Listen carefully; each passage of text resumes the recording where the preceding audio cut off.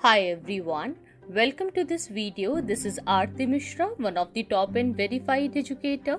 आज के सेशन में हम अपना अगला lesson India on the eve of British conquest discuss करेंगे। आज के लेसन में हम जानेंगे कि मुगल्स के आगे कौन से इंटरनल और एक्सटर्नल चैलेंजेस थे और क्यों मुगल एम्पायर का डिक्लाइन हुआ, और सभी लेटर मुगल्स की हिस्ट्री को भी हम एक एक करके समझेंगे। तो आइए शुरू करते हैं। सबसे पहले हम जानेंगे कि मुगल्स के सामने कौन से एक्सटर्नल चैलेंजेस थे। तो एक्सटर्नल चैलेंजेस थे नादिर शाह एंड अहमद शाह अब्दाली का इन्वेशन। तो सबसे पहले हम जानेंगे कि नादिर शाह का क्या इन्वेशन था।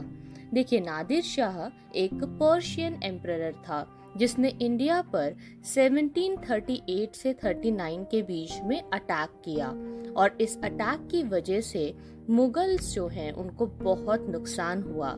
मुगल आर्मी को उसने करनाल के पास फरवरी 13, 1739 को हरा दिया था, और साथ ही उसने उस समय के लेटर मुगल राजा मोहम्मद शाह को कैप्चर भी कर लिया था। इसी समय में नादिर शाह ने जो कोहिनूर डायमंड है वो भी चुरा लिया था। साथ ही इंडिया से 70 करोड़ रुपीस चुरा लिए थे। साथ ही उसने मुगल टेरिटरी का एक बहुत स्ट्रैटेजिक लोकेशन अपने अंडर कंट्रोल में ले लिया, जो कि वेस्ट ऑफ इंडस था। इसमें काबुल का इलाका भी इंक्लूडेड था। इसके बाद उसका जो उत्तराधिकारी था अहमद शाह अब्दाली, वो भारत आया। अहमद शाह अब्दाली जो है वो नादिर शाह की मृत्यु जो कि 1747 में हुई थी, उसके बाद भारत में कई बार रेड डालता है। वो 1748 से 1767 के बीच में कई बार भारत आया। 1757 में अब्दाली ने दिल्ली को कैप्चर करके वहां पे एक केयर टेकर को नियुक्त किया, और साथ ही उसने मुगल एम्परर को कहा कि वो अब उन्हें रिकॉग्नाइज करता है और चाहता है कि मुगल एम्परर के ऊपर एक सुप्रीम एजेंट ध्यान रखने के लिए बना रहे। तो इस समय में उसने क्या किया कि रोहिला के एक चीफ नजीब उद दौला को मीर बख्शी बना दिया। नजीब उद दौला एक सुप्रीम एजेंट के रूप में काम करने लगा, लेकिन 1758 में नजीब उद दौला को दिल्ली से मराठा चीफ्स ने निकाल दिया। इसके बाद उन्होंने पंजाब के इलाके को भी कैप्चर कर लिया। माना जाता है कि अहमद शाह अब्दाली से पीस पॉलिसी अपनाने के लिए लेटर मुगल्स ने उन्हें पंजाब का इलाका सौंप दिया था, लेकिन इस पंजाब को दोबारा मराठास ने कैप्चर किया, जिसकी वजह से थर्ड बैटल ऑफ पानीपत हुई। इसके बाद अब्दाली का आखिरी इन्वेशन 1767 में हुआ। ये सारी बातें अंग्रेजों के सामने एक्सपोज कर देती है कि कितने वीक हैं लेटर मुगल्स। और ज्यादातर जो इम्पोर्टेंट बैटल्स हैं वो पानीपत में इसलिए हुई क्योंकि पानीपत एक बहुत ही स्ट्रैटेजिक लोकेशन पर है। यहाँ ज्यादा बारिश भी नहीं होती है और ये दिल्ली के काफी करीब है, इसीलिए पानीपत एक फेवरेट बैटल फील्ड है। पानीपत की 3 बैटल्स कौन कौन सी थी, अगर आप जानते हैं तो मुझे कमेंट्स में जरूर बताइएगा। तो आइए शुरू करते हैं लेटर मुगल्स की हिस्ट्री। सबसे पहले आए बहादुर शाह 1, जो कि 1709 से मार्च 1712 के बीच में रूल करते हैं। इन्होंने लगभग 2 साल की एक वॉर ऑफ सक्सेशन झेली थी। उस समय ये 63 इयर्स के थे और ये औरंगजेब के सबसे बड़े बेटे थे। इनका नाम था प्रिंस मौजम। इन्होंने अपने सारे भाइयों को मार करके गद्दी हासिल की थी, और इसीलिए इन्हें टाइटल मिला था शाह ए बेखबर का। इन्होंने सभी के साथ पीस पॉलिसी अपनाने की कोशिश की। इन्होंने मराठा, राजपूत और जाट्स के साथ दोबारा दोस्ती की, क्योंकि ये सभी औरंगजेब के काल में रिवोल्ट करने लग गए थे और मुगलों के दुश्मन बन चुके थे। अब बहादुर शाह 1 सभी से दोस्ती करना चाहते थे। मराठा प्रिंस शाहू, जो कि अब तक मुगलों के कब्जे में था, उसे भी छोड़ दिया गया, और सभी राजपूत चीफ्स को भी उनकी रिस्पेक्टिव सीट्स वापस कर दी गई। पंजाब के साथ भी इन्होंने काफी अच्छा रिलेशन मेंटेन करना शुरू किया, लेकिन जब सिख लीडर बंदा बहादुर ने अटैक किया तो इसलिए बहादुर शाह ने उसके खिलाफ लड़ाई लड़ी। इसके बाद बहादुर शाह वन की मृत्यु हो जाती है फरवरी 1712 में। अगले लीडर आए जहांगीर शाह। जहांगीर शाह का काल 1712 मार्च से लेकर के फरवरी 1713 तक ही रहा। इनको जुल्फिकार खान ने काफी मदद की थी। जहांगीर शाह जब एम्परर बने तो इन्होंने जुल्फिकार खान को प्राइम मिनिस्टर बना दिया। जुल्फिकार खान ने ही इजारा सिस्टम को इंट्रोड्यूस किया था। इजारा सिस्टम के अंतर्गत एक थर्ड पार्टी पर्सन होता है जो कि किसानों के खेतों में खेती करवाता है। इससे किसान अगर अपने खेतों पर खेती नहीं भी कर पाते तो उनकी लैंड को अच्छे से यूज किया जाता है और रेवेन्यू के लिए काफी अच्छा पैसा वहां से आ जाता है। उसके अलावा जहांगीर शाह ने जजिया टैक्स को भी अबॉलिश कर दिया था। अगले लीडर आए फारूक शियार। फारूक शियार ने जहांगीर शाह को मार डाला और इसमें उनकी हेल्प की थी सैयद ब्रदर्स ने। सैयद ब्रदर्स अब्दुल्ला खान और हुसैन खान अपने आप को किंग मेकर समझते थे। फारूक शियार इसके बाद जब राजा बने तो उन्होंने रिलीजियस पॉलिसी, टॉलरेंस की पॉलिसी को अपनाया और जजिया टैक्स, पिलग्रिमेज टैक्स जैसे टैक्सेस को खत्म कर दिया। इसके अलावा फारूक शियार ने ब्रिटिशर्स को फरमान दिया था जिसकी वजह से ब्रिटिशर्स को ड्यूटी फ्री ट्रेड करने का राइट मिल चुका था। बालाजी विश्वनाथ जो थे, पेशवा बालाजी विश्वनाथ ने ही फारूक शियार को उनकी गद्दी से हटा दिया था और उसको मार डाला था। इसीलिए बालाजी विश्वनाथ बहुत इम्पोर्टेंट थे।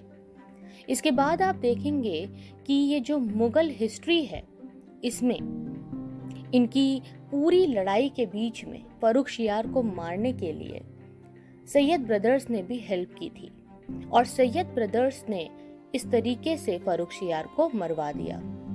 तो ये पहली बार हुआ कि जब सैयद ब्रदर्स यानी कि नोबल्स ने किसी मुगल एम्परर को मरवाया हो।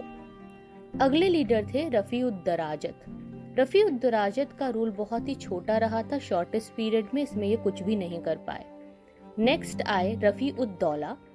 ये जो है सैयद ब्रदर के द्वारा बैठे थे, लेकिन ये हमेशा ही ओपियम एडिक्ट रहे।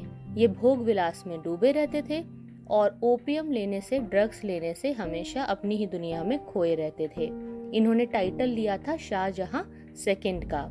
अगले रूलर आए मोहम्मद शाह।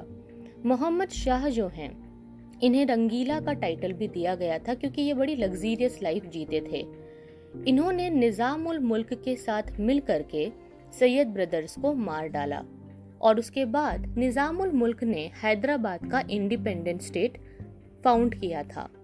इसके बाद आप देखते हैं कि 1737 में बाजीराव वन जो कि मराठा पेशवा थे, उन्होंने दिल्ली पर इन्वेशन किया था एक छोटी सी आर्मी के साथ और उसमें उनको जीत भी हासिल हुई थी।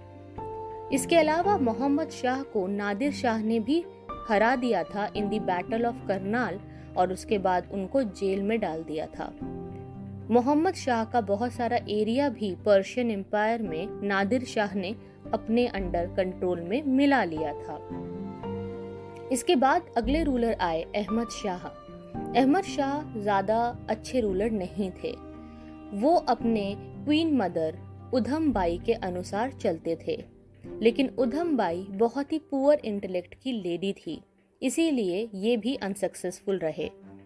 अगले रूलर आए आलमगीर सेकंड, जिन्होंने 1754 से 1758 के बीच में रूल किया। इनके समय में ही बैटल ऑफ प्लासी लड़ी गई थी और इनके समय में ही अहमद शाह अब्दाली जो ईरानियन इन्वेडर था वो आया था दिल्ली और उसने यहाँ पे बहुत लूटमार मचाई थी। अगले रूलर थे शाहजहां थर्ड। इन्होंने बहुत छोटे समय के लिए रूल किया जो कि हमारे लिए इम्पोर्टेंट नहीं है।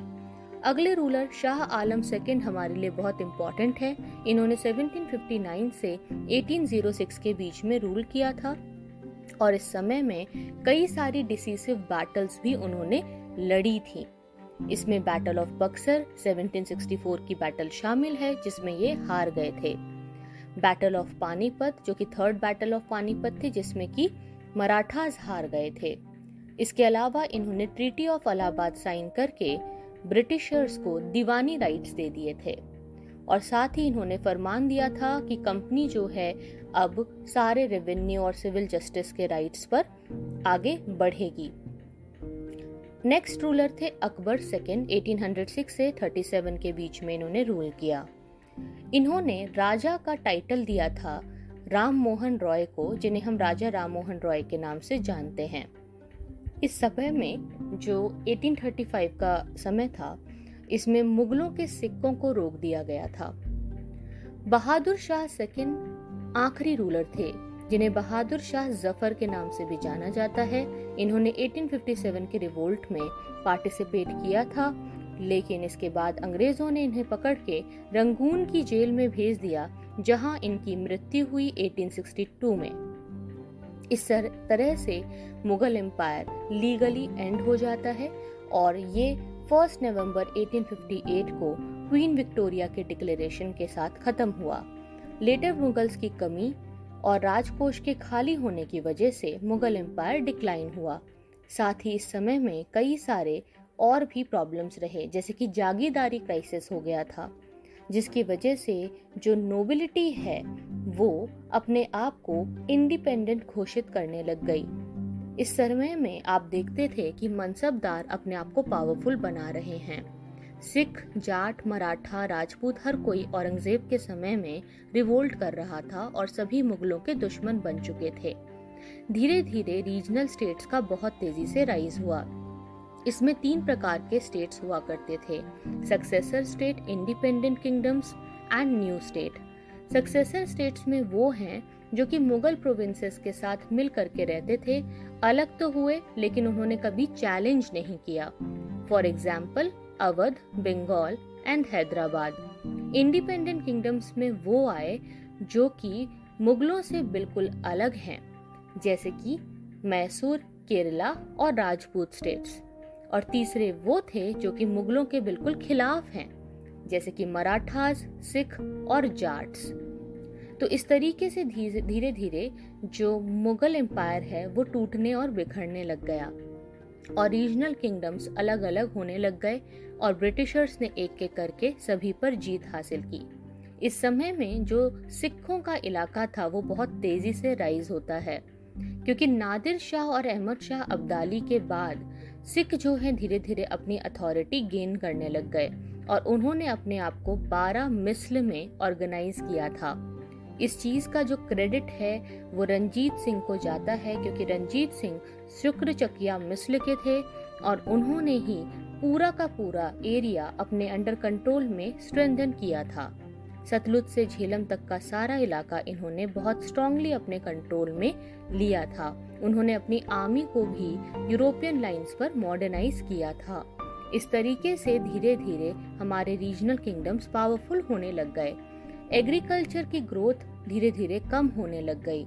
हम लोग वैसे तो बैलेंस ऑफ ट्रेड में अभी भी बहुत ज़्यादा एक्सपोर्ट करते थे, लेकिन हमारे जो चीफ एक्सपोर्ट्स थे जैसे cotton textile, raw silk, fabrics, hardware, Indigo, salt Petre, opium, rice, wheat, sugar, paper और बाकी के स्पाइसेस जो थे वो धीरे धीरे लूज पड़ जाएंगे, क्योंकि ब्रिटिशर्स की एक्सप्लॉयटेटिव पॉलिसी की वजह से इंडिया जो है उनकी इंडस्ट्री का जस्ट एक रॉ मटेरियल सप्लायर बन करके रह गया और साथ ही उनके फिनिश्ड गुड का एक मार्केट बन करके रह गया।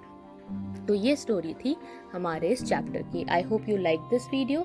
हमारा ये न्यू एनिमेशन सीरीज अगर आप चाहते हैं कि कंटिन्यू रहे तो मॉडर्न इंडियन हिस्ट्री को कवर करने के लिए इसी सीरीज के लिए आप हमें कमेंट्स में ज़रूर बताएं कि आपको कैसा लगा। Thank you so much for watching.